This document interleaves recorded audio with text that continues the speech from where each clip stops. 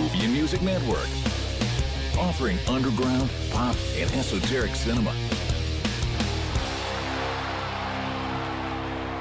Discover more at movieandmusicnetwork.com. Ex-covert operative Bryan Mills has just reconciled with his wife when she is brutally murdered.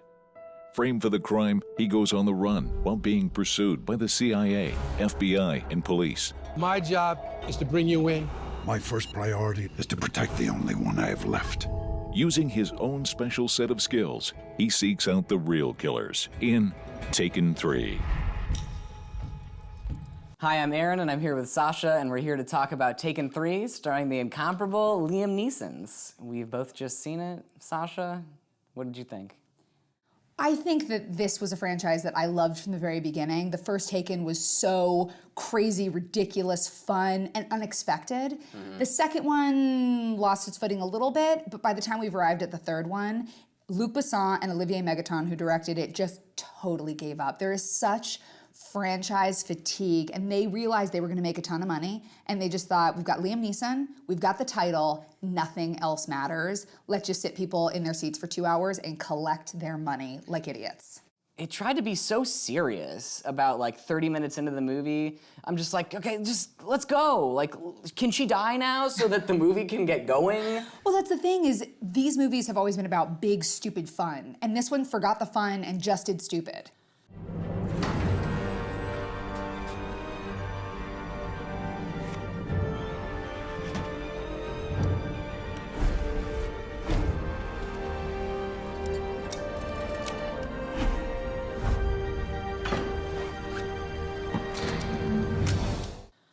I love him, but I don't know, lately his action roles or his like, I'm a big tough guy roles they're not as impactful. And I mean, I enjoy watching him beat people up, but I could tell that he's old this time. Like there's that scene where he's running down the street, like from the cops. Yeah. And not only is he outrunning a younger cop, but he's outrunning a cop car. And I'm like, dude, you can't jump over roofs and like, you can't actually do that. Like, you're being assisted by the film-making techniques right now. And I was just like, dude, you're running real slow. Well, and then you've got the supporting cast like Forrest Whitaker. Wasted. Forrest Whitaker, who is such a great actor, so wasted. I was just thinking, Idi Amin, what are you doing in this movie? What he's doing is giving more meaning to a bagel than anybody has ever given in the history of ever. And twiddling a little knight from his chessboard that they never explain. There's so many things. He also has he's got all these ticks. The rubber band that he probably worked with a coach for months on end so he could move it with dexterity. He's got a knight from a chess set. He's got bagels, all of which are imbued with tons of meaning.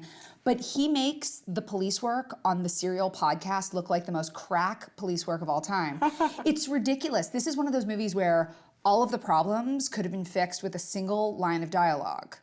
I mean, Maggie Grace is bizarrely underused. Her plot line is offensively boring and dumb. And then... She's just a device. She's like Kim Bauer from 24. Right. Or Frodo.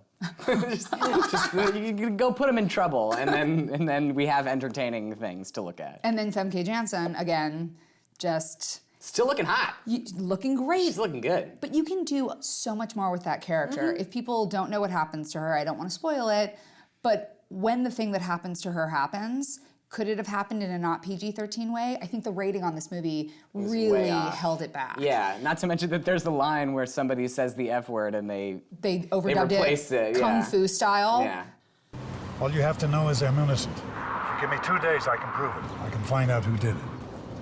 You may very well be innocent, Mr. Mills, but that's the court's job to decide. It's not mine. My job is to bring you in and let the law take its course. That's it. Good luck. Luc Besson, as a producer, as a writer, and as a director, is incredibly talented. If you think about The Professional and Fifth Element, he didn't direct the first Taken. That was a man named Pierre Moreau. But now he's brought in Olivier Megaton, who seems to be the guy he always brings in when he just wants to destroy a franchise that you used to love. He did it with The Transporter. Yeah. He's doing it again with Taken. He's got a few people that he likes to, I guess they're like, his wonder kids, and he thinks that they're gonna be so good.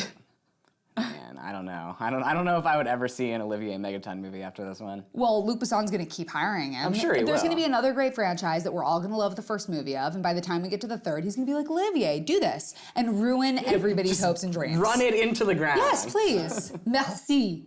And it took the worst ideas from the Bourne franchise in terms of how to shoot an action sequence and did that in the most hacked way. I mean, the action fight stuff is shot so close and edited so tightly that you can't follow anything. Yeah, and I will admit that I'm not the biggest fan of that hyperkinetic editing style. I got used to it, and I enjoyed it when Paul Greengrass did it in They beat you into Captain submission. Phillips. But here, yeah, well, they did beat me into submission with it. But here, it's like obnoxious. Yeah. I mean, the thing is, if you're gonna do it, that's fine. But at least give me spatial awareness. Let me understand where he's running or where the car is coming from or whatever. I half the time I was like, wait, where are they? I don't understand what's happening because it's like cut, cut, cut.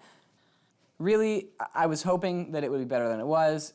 The main thing is when I sit down in a movie and I shake my head more than I'm entertained or more than I laugh, you lost me. It's over. I'm not gonna give it a good review.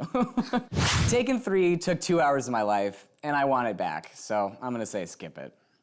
Just like with the Godfather series, sometimes it's better to pretend that the third one didn't happen. I say skip it. Cheers. Cheers. Olivier Megaton, give me my 2 hours back or I will find you. He's got a particular set of skills. You can't take the 110 north to Santa Monica. It's gonna take an hour. It's bull.